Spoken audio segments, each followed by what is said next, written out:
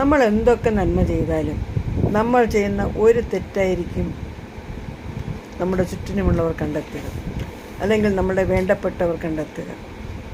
അല്ലേ? ശരിയല്ലേ? എല്ലാത്തിനും ശരിയല്ലേ എന്ന് ചോദിക്കുന്നതുകൊണ്ട് നിങ്ങൾക്കൊന്നും തോന്നരുത് കേട്ടല്ലേ? അങ്ങനെയല്ലേ?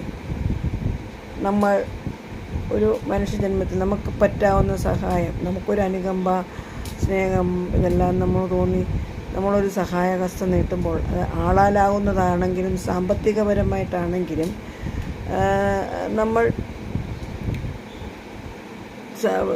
അവരെ സഹായിക്കുമ്പോൾ നമ്മൾ ഒരു പ്രാവശ്യം നോ എന്ന് പറഞ്ഞു നോക്കൂ. നമുക്ക് ചുറ്റും നിന്ന് ക്രൂശിക്കാനേ ഉള്ളൂ. അല്ലേ? നമ്മൾ അതുവരെ ചെയ്തതൊക്കെ എല്ലാം വെള്ളത്തിൽ വരച്ച വര പോലെയാണ്. അങ്ങനെയല്ലേ? അനുഭവങ്ങൾ കൊണ്ട് പറയുന്നതാണ് കേട്ടോ. നമ്മൾ പറയില്ല അനുഭവം ഗുരു എന്ന് പറയില്ലേ? അനുഭവം കൊണ്ട് പറയുന്നതാണ് കേട്ടോ.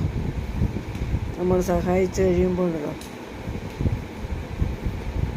നമുക്ക് വേണ്ടപ്പെട്ടവരില്ലേ, നാളെ നമുക്ക് ഒരു താങ്ങായിട്ടിരിക്കേണ്ടവരില്ല എന്നൊക്കെ നമ്മൾ സഹായിക്കും. സഹായമെന്ന് ചോദിക്കുമ്പോൾ നമ്മൾ ചിലപ്പോൾ നമ്മുടെ കയ്യിൽ സാമ്പത്തികമില്ലെങ്കിൽ പോലും കടം മേടിച്ചതിന് സഹായിച്ചു കൊടുക്കും. പക്ഷെ അത് കിട്ടി മേടിച്ചുകൊണ്ട് പോയി കഴിയുമ്പോൾ ഉണ്ടല്ലോ, ഒരു പ്രാവശ്യം നമ്മളെക്കൊണ്ട് അയ്യോ എങ്ങനെ എന്ന് പറഞ്ഞു നോക്കും. ഇല്ല, ഇപ്പം എനിക്ക് പറ്റത്തില്ല.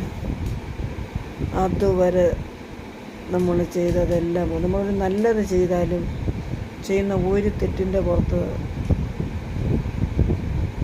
എല്ലാവരും നമ്മൾ കുറ്റപ്പെടുത്തും, ശിക്ഷിക്കും. ജീവിതകാലം മുഴുവൻ നമ്മൾ കണ്ണീരിലാക്കാൻ വേണ്ടിയിട്ട്, അല്ലേ? നമ്മളെ പരാജയപ്പെടുത്താൻ വേണ്ടിയിട്ട്. പക്ഷെ അവിടെ ഒന്നും തളരുകയും ചെയ്യരുത്, കരഞ്ഞുകൊണ്ടിരിക്കുകയും ചെയ്യരുത്. അവരെയൊക്കെ എൻ്റെ വഴിക്ക് വിടുക. നമുക്ക് ഈശ്വരൻ തന്നൊരു കഴിവുണ്ട്, ശക്തിയുണ്ട്, ഈശ്വരൻ എന്ന ശക്തിയുണ്ട്. അവിടെ ബോധിപ്പിച്ചാൽ മതി നമ്മൾ തെറ്റുണ്ടോ എന്ന്. എന്താ അങ്ങനെ ചെയ്തുകൂടെ? എല്ലാവർക്കും ജീവിതം നമ്മൾ നന്നായിട്ട് മുന്നോട്ട് പോകും. ആ ഒരു പിടിവള്ളി മാത്രം മതി നമുക്ക്. പ്രപഞ്ചം എന്നൊരു ശക്തി, ആ ശക്തി നമ്മൾ പല രൂപത്തിൽ നമ്മൾ പ്രാർത്ഥിക്കുന്നു, ഇല്ലേ? ആ ശക്തിയെ മുറുകെ പിടിച്ചുകൊണ്ട് മുന്നോട്ട് പോവുക. അപ്പോൾ ഇന്നത്തേക്ക് ശുഭദിനം കേട്ടോ.